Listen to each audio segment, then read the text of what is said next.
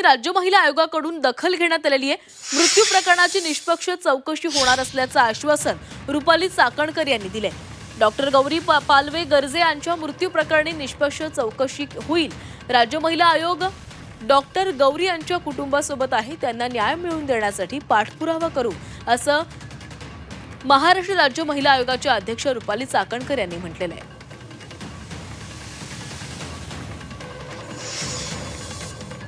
राज्य महिला आयोगाच्या वतीने देखील हा संपूर्ण तपास निष्पक्षपाती व्हावा, तसंच हा तपास होत असताना सविच्छेदनाचा जो काही अहवाल येईल त्यानुसार देखील पुढील तपास व्हावा अशा सूचना पोलिसांना दिलेल्या आहेत। या निमित्तानं मला आवर्जून सांगायचंय, अशा अनेक घटना जेव्हा समोर येतात त्यावेळेस सासरी नांदत असताना तेथील त्रासाला कंटाळून आपलं आयुष्य गमावण्यापेक्षा मुलींनी खऱ्या अर्थानं जो काही त्रास होतो त्याची तक्रार तुम्ही राज्य महिला आयोगाला करा, भरोसा सेलला करा, वन स्टॉप सेंटरला करा, पोलिसांकडे करा।